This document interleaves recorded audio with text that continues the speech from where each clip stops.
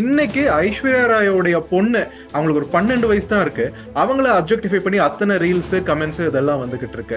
குழந்தைகளை நீங்க காட்டுறதோ இல்ல அதுங்க பேசுறதோ அந்த பிஹேவியரோ எல்லாத்துக்கும் வந்து பேரண்ட்ஸ் தான் ரெஸ்பான்சிபிள். ஸோ இந்த குட் டச் பேட் டச் அப்படின்றத தாண்டி டோன்ட் டச் அப்படின்ற ஒரு அப்ரோச்சுக்கு சில பெத்தவங்க வந்துட்டாங்க. முதல் நாள் இவன் என்கிட்ட இப்படி பார்க்கான், இப்படி தொடுறான், இப்படி பேசுறான், இந்த மாதிரி எனக்கு கண்டிஷன் சொல்றான், என்னை வந்து வீட்டுல சொன்னா கொன்றுவேன்னு சொல்றான் அப்படின்னு முதல் வார்னிங்கே கொடுத்துட்டாங்கனாலே ஸோ இது மேல்தட்டு கீழ்த்தட்டுன்னு இல்லை, அனைத்து நம்ம நபர்களுக்கும் போய் சேர வேண்டிய ஒரு மெசேஜ்ன்ற பட்சத்துல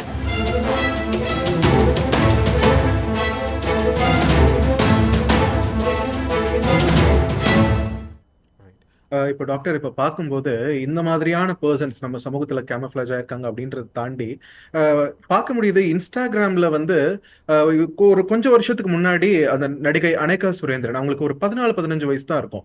அவங்கள வந்து அப்ஜெக்டிஃபை பண்ணிட்டு இருந்தாங்க. இன்னைக்கு ஐஸ்வர்யா ராயோடைய பொண்ணு அவங்களுக்கு ஒரு 12 வயசு தான் இருக்கு. அவங்கள அப்ஜெக்டிஃபை பண்ணி அத்தனை ரீல்ஸ், கமெண்ட்ஸ் இதெல்லாம் வந்துகிட்டு இருக்கு. இது ஒரு நார்மலான பிஹேவியர் தானா இது? இல்ல, இது நார்மல் பிஹேவியர்னா எல்லாமே லிமிட் தான். சோ ஒருத்தவங்களை அப்ரிஷியேட் பண்றதோ அழக ரசிக்கிறதோ தப்பு கிடையாது. பட் அத நீங்க சொன்ன மாதிரி அப்ஜெக்டிஃபை பண்றதோ இல்ல செக்ஸிஃபை பண்றதோ டெஃபினட்டா வந்து தப்பு தான். ஏன்னா ஒருத்தவங்க ஒரு கமெண்ட் போட்டு ஓபன் பண்ணி விட்டாங்கன்னா அது பல பேருக்கு வந்து அது ஒரு வடிகாலா மாறிடுது. They try to went out. அவங்களுடைய சப்ரஷன் எல்லாம் அதுல அந்த அந்த கமெண்ட் மூலியமா வெண்ட் அவுட் பண்ண பார்ப்பாங்க. குழந்தைகளை பொறுத்த வரைக்கும், நம்ம நாட்டை பொறுத்த வரைக்கும் 18 வயசு கீழே இருக்க எல்லாமே குழந்தைகள் தான், அந்த கணக்குலதான் வராங்க. ரெண்டு விஷயம் பெற்றோரும் பாத்துக்க வேண்டிய விஷயம், குழந்தைகளை தேவையில்லாம எக்ஸ்போஸ் பண்ணாதீங்க. ஃபாரின்ல வந்து லைக் யூஎஸ்ல எல்லாம் வந்து வளர்ந்த நாடுகள்ல ரொம்ப பர்டிகுலரா இருக்காங்க. Don't expose your child on social media அப்படின்னு சொல்றாங்க. ஒரு போட்டோவாகவோ இல்ல வந்து அந்த குழந்தையோடைய சின்ன சின்ன விஷயங்களை வந்து வீடியோ எடுத்து நீங்க போறதோ பண்ணாதீங்க. அந்த குழந்தைக்கு அது மிகப்பெரிய பாதுகாப்பற்ற விஷயம் ஆயிடும். ஏன்னா கிரிமினல்ஸ் அந்த குழந்தைய ஃபாலோ பண்ணுவாங்க. It's easy for them to pray on them. ஏன்னா அவங்களுடைய பிஹேவியர், அவங்களுடைய ஆக்டிவிட்டிஸ் எல்லாம் தெரியறப்ப ஈஸியா ஃபாலோ பண்ணி அவங்கள கிட்னாப் பண்ண முடியும். அதனால முடிஞ்ச வரைக்கும் எக்ஸ்போஸ் பண்ணாதீங்க அப்படின்றாங்க. நம்ம ஊரை பொறுத்த வரைக்கும் ஒரு ஃபேன்சியா என் குழந்தை பாரு என்ன அழகா பாடுது, என்ன அழகா ஆடுது அப்படின்ற மாதிரி எக்ஸ்போஸ் பண்றாங்க. அதுல பெற்றோருக்கும் கொஞ்சம் பொறுப்பு இருக்கு. குழந்தைகளுக்கு தேவையான பாதுகாப்பை நீங்க கொடுக்கதான் வேணும். So unnecessary exposure is not advised. ரெண்டாவது, குழந்தைகளை பொறுத்த வரைக்கும் கொஞ்சம் வந்து அவங்க ட்ரெஸ்ஸிங் ஆகட்டும் இல்ல அவங்களோட பிஹேவியர் ஆகட்டும் இதெல்லாம் நம்மளும் கொஞ்சம் பார்க்கதான் வேணும். ஏன்னா இன்னைக்கு வந்து பெரியவங்களை மாதிரி மிமிக் பண்றாங்க குழந்தைகள்.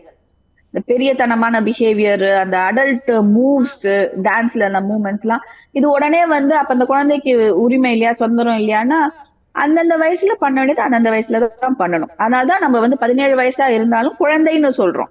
ஏன்னா 18க்கு அப்புறம் தான் சில விஷயங்கள் நம்ம அலோவ் பண்றோம்ன்றப்ப அப்ப சில விஷயங்கள் நம்ம ஏன்னா இந்த குழந்தை பாதிக்கப்படாது.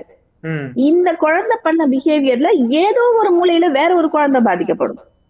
ஏன்னா அதை பாக்குறவன் வந்து இந்த மாதிரி எல்லாம் பண்ணலாம் போல இருக்கே, பெரியத்தனமா இருக்கே குழந்தைங்கன்றப்ப ஒரு உண்மையான குழந்தை தன்மை உள்ள குழந்தை இருக்கு இல்லையா, இன்னசென்ட் குழந்தை, அது பாதிக்கப்படும்.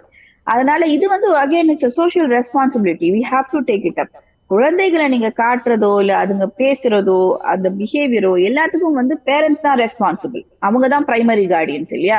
அப்ப அவங்க கொஞ்சம் அதெல்லாம் ஃபில்டர் பண்ணி தான் நீங்க சோசியல் மீடியால போடணும். நீங்க லைக்ஸ் வேணும்னோ இல்ல குழந்தைக்கு ஈஸியா வந்து ஃபாலோவர்ஸ் வேணும்ன்றதுக்காகவோ வித்தியாசமா பண்றேன்னு சொல்லி பெரியத்தனமா பண்ணாம இருக்கிறது குழந்தையோட பாதுகாப்புக்கு நல்லது. நிறைய கண்டென்ட் அப்படி பார்க்க முடியுது. ஒரு நல்ல ஒரு அற்புதமான விஷயத்த சொல்லியிருக்கீங்க டாக்டர். இப்போ இந்த புதுச்சேரி விவகாரம் நாடெங்கும் பெரும் அதிர்வலைகளை ஏற்படுத்தி இருக்கக்கூடிய ஒரு சம்பவம்.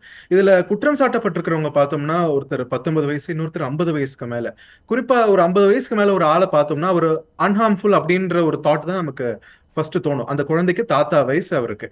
அன்ஹார்ம்ஃபுல்னு நினைச்ச ஒரு பர்சன் மூலியமா கூட இவ்வளவு பெரிய ஒரு ஆபத்து வரும்னும் போது பயம் இன்னும் அதிகமாகுது. ஸோ இந்த குட் டச் பேட் டச் அப்படின்றத தாண்டி டோன்ட் டச் அப்படின்ற ஒரு அப்ரோச்சுக்கு சில பெத்தவங்க வந்துட்டாங்க. Is it the right way? Is it the final solution for this entire thing? Okay, நீங்க கேட்ட கேள்வி வயதானவர்களால அன்ஹார்ம்ஃபுல்லாம் கிடையவே கிடையாது. இன்னும் சொல்ல போனா paedophiles are more active in the above 40 தான் வந்து ரொம்ப ஆக்டிவாவே இருப்பாங்க. ஏன்னா அவங்களுடைய செக்ஷுவல் டிஸ்சாட்டிஸ்பாக்சன், அவங்களுடைய யூசிங் தேர் பொசிஷன், நான் வயசானவன் அப்படின்ற பொசிஷனை யூஸ் பண்ணி குழந்தைகளை நெருங்குறதுக்கு இன்னும் ஈஸியா இருக்கும். ஸோ டெஃபினட்டா வந்து they are also equally as harmful as a youngster. One. Second thing, good touch bad touch no touch எல்லாம் வந்து என்னை பொறுத்த வரைக்கும் ஒரு குழந்தைய நிக்க வச்சு இது குட் டச் இது பேட் டச் அப்படின்னு ரேண்டமா நம்ம சொல்றதை விட அந்த குழந்தைக்கு முதல்ல என்ன what potential harm is going to happen அப்படின்றத புரிய வச்சுட்டு அதுக்கப்புறம் ஏன் இந்த டச் கூடாதுன்றதையும் நம்ம சொல்லணும். அது வந்து கம்ப்ளீட் எக்ஸ்போஷரா இருக்கணும்னு அவசியம் இல்லை, குழந்தைக்கு புரியாது. அப்படியே நம்ம சயின்டிபிக்கா எக்ஸ்பிளைன் பண்ணணும்னா அவசியம் இல்லை. ஒரு பெற்றோர் சாதாரண லாங்குவேஜ்ல ஏன் தெரியுமா நான் இப்படி தொட வேணாம்னு சொல்றேன், ஏன் தெரியுமா இன்னொருத்தவங்க மடியில உட்கார வேணாம்னு சொல்றேன், ஏன் தெரியுமா ஒருத்தவங்க உங்க கண்ணத்துக்கு கீழ்னா விடக்கூடாதுன்னு சொல்றேன், இந்த மாதிரி ரொம்ப கலோக்கியலா உங்க எக்ஸ்பிளைன் பண்ணாலே போதுமானது. ஏன்னா குழந்தைகளுக்கு என்ன ஆயிடுது, இந்த இந்த என்னமோ குட் டச் பேட் டச் நாங்க தொடக்கூடாதுன்றாங்க, அவ்வளவுதான் தெரியுது, ஏன்றது தெரியல. We have to bring that exposure as well. அடுத்தது குழந்தைகளை பத்தி பேசுறப்ப இன்னும் ஒரு முக்கியமான விஷயம், பெற்றோர் வந்து குழந்தைகளுக்கு ரொம்ப ஹைஃபை போன் வாங்கி கொடுக்கறது, ஒரு தனி ரூம்ல வந்து இன்டர்நெட் போட்டு கம்ப்யூட்டர் சிஸ்டம் லேப்டாப் எல்லாம் வாங்கி கொடுக்கறது, இது மிகப்பெரிய தவறான விஷயம்.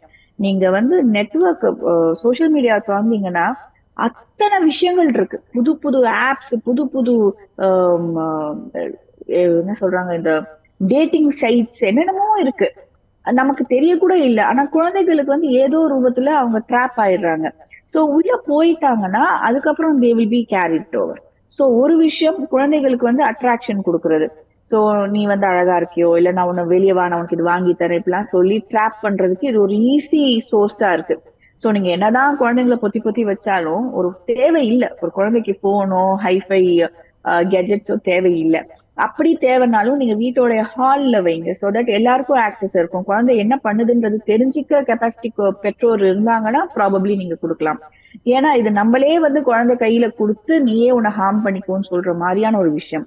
ஏன்னா சைல்ட் டிராபிகிங்ல அது ஒரு முக்கியமான பங்கு வகிக்குது. நிறைய குழந்தைகள் இப்போ ஒரு 14 to 17 பாத்தீங்கன்னா இந்த டேட்டிங் ஆப்ஸ், அப்புறம் தேவையில்லாத லவ்ன்ற பேர்ல ஏன்னா ஃபேமிலியில அவங்களுக்கு அந்த அட்டென்ஷனோ லவ் கிடைக்கல அப்படின்னா they earn it outside. அப்ப அந்த கிரேவிங்கை யூஸ் பண்ணி கூட ஆன்டி சோஷியல் எலிமெண்ட்ஸ் உள்ள வந்துருவாங்க. அதனால இது பெற்றோருக்கு முதல்ல இந்த அவேர்னஸ் இருக்கணும். அப்பதான் வந்து குழந்தைகளை அவங்க நல்வழிப்படுத்த முடியும், கைட் பண்ண முடியும். சோ இதையும் வந்து I wanted to add to this. So as I told, overall வந்து இது ஒருத்தவங்களை பிளேம் பண்ண முடியாது. ஒரு கிரிமினல் உருவாகலானா அந்த கிரிமினலை உருவாக்க விடுறதும் நம்ம தப்பு தான். சோ அந்த இடத்துலயே நம்ம கர்வ் பண்ணி ஆகணும். டாக்டர், இந்த மாதிரி சம்பவங்கள் நடக்கும்போது ரிப்போர்ட் பண்ணாம போற சம்பவங்களும் நிறைய இருக்கதான் செய்யுது. அப்படி ரிப்போர்ட் பண்ணல அப்படின்னாலுமே அந்த குழந்தைக்கு எமோஷனலா வந்து அந்த இடத்துல ஒரு பாதுகாப்பு தேவைப்படுது. அதுக்கு சில பேர் ப்ரொஃபஷனலா ஹெல்ப் சீக் பண்றாங்க, சிலர் அந்த வழியை கூட தேர்ந்தெடுக்கிறது இல்ல. எவ்வளவு முக்கியம் அந்த குழந்தைக்கு உளவியல் ரீதியான ஒரு உதவி? அதுக்கு என்ன பண்ணணும் பெற்றோர்? ரொம்ப ரொம்ப முக்கியமானது அந்த குழந்தைய ஆசுவாசப்படுத்தி இமோஷனல் சப்போர்ட் கொடுத்து கான்பிடன்ஸ் பில்ட் பண்றது. அதுக்கு நம்ம psychological counselling is most important at the right டைமுங்க. As you said, professional help is extremely important. ரெண்டாவது விஷயம், கம்ப்ளைண்ட் கொடுக்கும் பட்சத்துல நீங்க வந்து ரெண்டு வகையான கம்ப்ளைண்ட் இருக்கு. அபியூஸ் ஆயிடுச்சுன்னு சொல்லி போய் கம்ப்ளைண்ட் கொடுக்கறது, இன்னொன்னு குழந்தைய காணும்னு சொல்லி கம்ப்ளைண்ட் கொடுக்கறது. குழந்தைய காணும்னா இந்த கோல்டன் அவர்ன்றது ரொம்ப முக்கியம். முதல் 2 மணி நேரம், குழந்தை காணா போன 2 மணி நேரம் ரொம்ப ரொம்ப முக்கியம். நீங்க உடனே போய் ஸ்டேஷன்ல கம்ப்ளைண்ட் கொடுத்து எல்லா அங்க அடையாளங்களும் குழந்தையோட போட்டோ எல்லாம் கொடுத்து அலர்ட் பண்ணாதான் there are high chances of retrieving the child பேக்குங்க. இது வந்து பெற்றோருக்கு தெரியறதில்ல. என்ன நினைச்சுக்கிறாங்க, நமக்குள்ளேயே பேசிக்கலாம், வெளியில போனா அசிங்கம், போலீஸ் ஸ்டேஷன் எல்லாம் போக வேண்டாம் அப்படின்னு சொல்லி அந்த கோல்டன் அவரை வந்து மிஸ் பண்ணி விட்டுறாங்க. So don't do that mistake. இன்னொன்னு, நீங்க சொன்ன மாதிரி ஜஸ்ட் ஒரு செக்ஷுவல் அபியூஸ் ஆயிருக்கு, குழந்தை வந்து வீட்டுலதான் இருக்கு, தன் பாதுகாப்புல இருக்கு, பட் ஆல்ரெடி ஒரு அபியூஸ் ஆயிருக்குன்னா அந்த குழந்தைக்கு தேவையான நான் சொன்ன அந்த இமோஷனல் சப்போர்ட்டும் அந்த சைக்கலாஜிக்கல் வெல்பீயிங் கொடுக்கறதுக்கும் professional support in the form of proper professional counselling is very very important. ஏன்னா நம்ம அதை அசிங்கப்படுத்துறதோ ஜட்ஜ் பண்றதோ, குழந்தைக்கு வந்து உனக்கு ஒரு பெரிய விஷயம் நடந்து போச்சு உன் வாழ்க்கையில, இனிமே உன் வாழ்க்கை அவ்வளவுதான் சொல்ல போறது இல்ல. We are going to say it's just part of life. We have to move on. You have to be strong. இந்த ஆங்கிள் தான் நம்ம பேச போறோம். ஆனா குழந்தைகளுக்கு ஏற்ப நம்மளுடைய கவுன்சிலிங் மெத்தட்ஸும் மாறும். எல்லாருக்கும் ஒரே மாதிரி பேசுற விஷயம் இல்லை இது. ஏன்னா இது பர்சனல் அட்டாக். ஒவ்வொரு குழந்தையும் அதை எடுத்துக்கிற விதம் வெவ்வேறு மாதிரி இருக்கும். சில குழந்தை அதை பேசி புலம்பும், சில குழந்தை அமைதியா இருக்கும் ஆனா ஸ்டண்ட் ஆகி இருக்கும். சோ அந்த குழந்தைக்கு ஏத்த மாதிரி தான் நம்ம கேட்டர் பண்ணுவோம். டாக்டர் முன்ன பேசும்போது கூட ஒரு விஷயம் சொன்னீங்க. பெண் குழந்தைகள் மட்டும் இல்ல, அதுக்கு நிகரா ஆண் குழந்தைகளுமே பாதிப்புக்கு உள்ளாகுறாங்க அப்படின்னு. நிச்சயமா. ஆனா சமூக ரீதியா வந்து ஒரு நார்மலான ஒரு பார்வை என்னன்னா, பெண் குழந்தைகள் தான் அதிக பாதிக்கப்படுறாங்கன்னு அவங்க கிட்ட தான் இத பத்தி ஒரு பேச்சு போது. பேசுறவங்க சில பேர் தான். அதுவுமே பெண் குழந்தைகள் கிட்ட தான் போது. ஆண் குழந்தைகள பொறுத்தவரைக்கும் அப்ரோச் எதுவும் இது வித்தியாசமா இத அணுகணுமா? இல்ல அவங்களுக்கும் அதே சேம் விதமா தான் அணுக வேண்டியதா இருக்குமா? இல்ல நீங்க பெண் குழந்தைக்கு என்ன பாதுகாப்பு குடுக்குறீங்களோ, அதே பாதுகாப்பு ஆண் குழந்தைகளுக்கும் குடுக்கணும்ன்றதுதான் என்னுடைய பாயிண்ட். யூசுவலா வந்து ஆண் குழந்தைன்னா, நீ யார் வீட்டுக்கு வேணாலும் போலாம், எப்ப வேணாலும் போலாம், எப்ப வேணாலும் வரலாம். அப்படி இல்ல. அவங்களும் அதே ராடார்ல தான் இருக்காங்க. தே ஆர் ஆல்சோ ஈக்குவலி வல்னரபிள்ன்றத புரிஞ்சுக்கணும். சோ ம். அந்த ஒரு பாதுகாப்பு பெற்றோருடைய சைட்ல இருந்து நீங்க 2 பேருக்கும் ஈக்குவல் பாதுகாப்பு தான் குடுக்கணும். ஆம் அண்ட் இன்னொரு விஷயம், ஆண் குழந்தைகள் வந்து கம்ப்ளைண்ட் பண்ணக்கூடாது, அழக்கூடாது இந்த மாதிரிலாம் சொல்றோம். அப்படிலாம் இல்ல. அவங்களுக்கு ஒரு பிரச்சனை இருந்தா அவங்க ஓப்பன் அப் ஆகணும்ன்றத என்கரேஜ் பண்ணணும். உனக்கு ஒரு ப்ராப்ளமா என்கிட்ட வந்து பேசு. அதுக்கு முதல்ல பெற்றோர் வந்து அந்த ஒரு கனெக்ஷன்ல இருக்கணும். அந்த க்ளோஸ்னஸ், அந்த பாண்டிங் இருக்கணும். சோ அந்த பாண்டிங் இருந்துச்சுன்னா தான் குழந்தைகள் வந்து ஓப்பன் அப் பண்ணுவாங்க. இல்லாட்டி எதுக்கு சொல்லணும்? ஏதாவது இதனால ஒரு பிரச்சனை வரப்போகுது. ஏற்கனவே வீட்ல எப்ப பார்த்தாலும் சண்டை, இது என்னால வேறயா அப்படின்ற மாதிரி குழந்தைகள் நினைக்க கூடாது. எனக்கு ஒரு ப்ராப்ளமா என்னுடைய பிரைமரி கேர் கிவர்ஸ் என்னுடைய பேரண்ட்ஸ் தான். அவங்க கிட்ட நான் சொல்லணும் அப்படின்ற எண்ணம் வரணும். அண்ட் குழந்தைகளுக்கு அவங்கள பிளேம் பண்ணாதீங்க. உன்னை யார் அங்க போக சொன்னா? நீ எதுக்கு அவன் கிட்ட போய் பேசின? இந்த டைம்ல உனக்கு என்ன அங்க வேலை? இந்த மாதிரி சொன்னீங்கன்னா குழந்தைங்க கன்ஃபியூஸ் ஆயிடுவாங்க. என்ன என்னையே விக்டிமும் பண்ணிட்டு என்னையே கேள்வியும் கேட்கறாங்க அப்படின்னு கன்ஃபியூஸ் ஆவாங்க. So parents should be extremely supportive at this junction. So எவ்வளவு சப்போர்ட்டிவா இருக்காங்க, எவ்வளவு கேரிங்கா இருக்காங்க, எவ்வளவு அவைலபிள் அக்சசிபிலிட்டி. முதல்ல பெற்றோர்கிட்ட பேசுறதுக்கே முதல்ல வந்து அப்பாயின்மெண்ட் வாங்குற நிலையில எல்லாம் நிறைய குழந்தைகள் இருக்காங்க.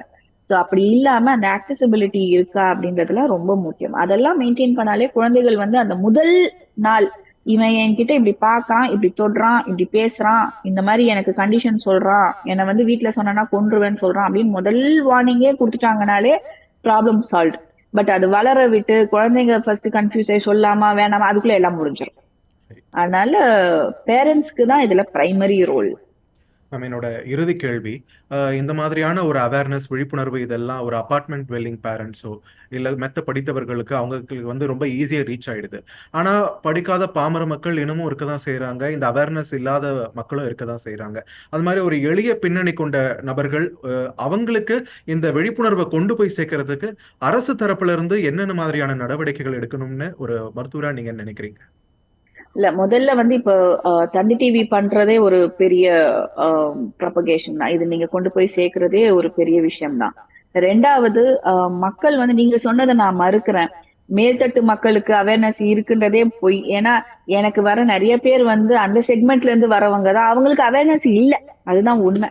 சோ இது மேல்தட்டு கீழ்த்தட்டுன்னு இல்ல, அனைத்து நம்ம நபர்களுக்கும் போய் சேர வேண்டிய ஒரு மெசேஜ்ன்ற பட்சத்துல ஹவு வி ரீச். இப்ப இது வந்து ஒரு மாஸ் மீடியால நம்ம ரீச் பண்ண பாக்குறோம். இது ஒரு நல்ல ரீச். அடுத்தது பர்சனலா போறது. இப்போ என்ன பொறுத்த வரைக்கும் ஆஸ் அ சைக்காலஜிஸ்ட் நான் நிறைய ஸ்கூல்ஸ் அண்ட் காலேஜஸ்க்கு போறேன். நீங்க சொன்ன மாதிரி நிறைய பில்டிங் அசோசியேஷன்ஸ்ல இருந்து இன்வைட் பண்றாங்க, அதுக்கு போறேன். நமக்கு சொல்றதெல்லாம் அவங்களுக்கு ஷாக் ஆகுறாங்க. அப்படியா, இப்படி கூட இருக்கா, இப்படி கூட பண்ணுவாங்களா அப்படின்லாம் ஷாக் ஆகுறாங்க. பட் இதுதான் வெளியே நடந்துட்டு இருக்குன்றத நம்ம அவங்களுக்கு தெரிவிக்கிறோம். என்னதான் நம்ம டிவில சோசியல் மீடியால பேப்பர்ல நியூஸா வந்துச்சுனாலும் அவங்க கிட்ட தனிப்பட்ட முறையில பேசி அவங்க டவுட்டை கிளியர் பண்றப்ப அவங்களுக்கு இன்னும் ஒரு பெரிய அவேர்னஸ் வருது. அவங்க 4 பேருக்கு அதை போய் ஸ்ப்ரெட் பண்றாங்க. சோ இது ரொம்ப முக்கியம். ஏன்னா நான் ஃபர்ஸ்ட் சொன்ன மாதிரி கிரிமினல்ஸ் பயமுடுத்துறது நம்மளுடைய அவேர்னஸ் மூலியமா தான். அவங்கள நாலா பக்கமும் லாக் பண்ணணும்னா அதுக்கு முதல்ல எனக்கு எல்லா ரூட்டும் தெரியும் அப்படின்றத கிரிமினல்ஸ் புரிஞ்சுக்கணும். அதுக்கு முதல்ல நமக்கு எல்லா ரூட்டும் தெரியணும். சோ பெற்றோருக்கு முதல்ல புரியணும் என்னென்ன வாய்ப்புகள் இருக்கு அவங்க குழந்தைகளுக்கு பாதுகாப்பு மிஸ் ஆகுறதுக்கு, ஆபத்து வர்றதுக்குன்றத முதல்ல பெற்றோருக்கு தெரியணும். பெற்றோருன்றப்ப சில வீடுகள்ல வந்து தாத்தா பாட்டி வளர்க்குற பிள்ளைங்க இருக்காங்க. சில வீடுகள்ல வந்து சொந்தக்காரங்க வீட்டுல வளர்ற பிள்ளைங்க இருக்காங்க. சோ எல்லா இடத்துலயும் பெற்றோர்னு சொல்ல முடியாது. சோ எக்ஸெப்ஷனல் கேசஸ் இருக்காங்க. அவங்களுக்கும் தெரியணும் தன் குழந்தைய வந்து எப்படி பாதுகாக்கணும்ன்றது தெரியணும் பட்சத்துல டெஃபினட்டா இந்த மாதிரி ஒர்க் ஷாப்ஸ் ரொம்ப ஹெல்ப்ஃபுல்லா இருக்கும். அண்ட் கவர்மெண்ட் கொஞ்சம் சப்போர்ட் பண்ணுச்சுன்னா இன்னும் பெட்டரா கூட என்னால பண்ண முடியும். நான் ஆல்ரெடி பண்ணிட்டு இருக்கேன். எவ்வளோ ஸ்கூல்ஸ் காலேஜஸ்ல அவேர்னஸ் கிரியேட் பண்ணி குழந்தைங்க அதுக்கப்புறமா எனக்கு கேட்பாங்க தனிப்பட்ட முறையில வந்து பேசலாமான்னு பார்த்தா ஒரு 100 பேர்ல 20 பிள்ளைங்க வந்து சொல்லுவாங்க டெஃபினட்டா வந்து எனக்கு இப்படி ஆச்சு, நான் இப்ப என்ன பண்றதுன்னு தெரியல அப்படின்னு கேட்பாங்க. சோ விச் மீன்ஸ் எல்லா இடத்துலயும் இருக்கு. அது ஒரு மாதிரி மறைக்கப்பட்டு ஓடிட்டு இருக்கு.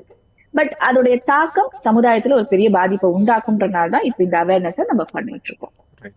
நன்றி டாக்டர் அபிலாஷா. இவ்வளவு நேரம் எங்களோட இணைஞ்சு நிறைய கேள்விகள், நிறைய ஒரு காம்ப்ளிகேட்டட் கொஸ்டின்ஸ்க்கெல்லாம் வந்து ரொம்ப தெளிவா அற்புதமா பதில் சொன்னீங்க. உங்களுடைய இந்த நேர்காணலை பார்த்து அட்லீஸ்ட் ஒருத்தர் உதவி பெற்றால் கூட, இந்த ப்ரொஃபஷனல் ஹெல்ப் சீக் பண்ணா கூட அவர் ஜாப் இஸ் டன் ஹியர் அப்படின்னு தான் சொல்லணும்.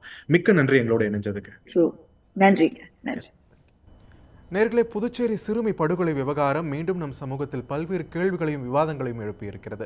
அதன் ஒரு அங்கமாக தான் உளவியல் நிபுணர் டாக்டர் அபிலாஷா நம்மிடையே பல்வேறு கருத்துக்களையும் பகிர்ந்து கொண்டார். இந்த ப்ரோக்ராமை பார்த்து பாதிக்கப்பட்ட சிறுவர் சிறுமியோ அவங்க குடும்பத்தினரோ, இல்லை தங்கள் குழந்தைகளுக்கு இந்த மாதிரி நடந்துடக்கூடாதுன்னு பயப்படுற குடும்பத்தினரோ, இல்லை இந்த மாதிரியான ஒரு ஈர்ப்பு எனக்குள்ளேயும் இருக்குது, அதை தவிர்க்க நான் விரும்புகிறேன் அப்படின்னு நினைக்கிற ஒரு தனி மனிதரோ, அவங்களுக்கு இந்த நேர்காணல் உதவிகரமாக இருக்கும்னு நான் நம்புகிறேன். மீண்டும் இந்த மாதிரியான ஒரு ஓப்பன் கான்வர்சேஷனோட ஒரு பிரத்யேக நேர்காணல் மீண்டும் உங்களை சந்திக்கிறேன். அதுவரை தொடர்ந்து இணைந்திருங்கள் தந்தி தொலைக்காட்சியுடன். செய்திகளை உடனுக்குடன் தெரிந்து கொள்ள உடனே சப்ஸ்கிரைப் பண்ணுங்க.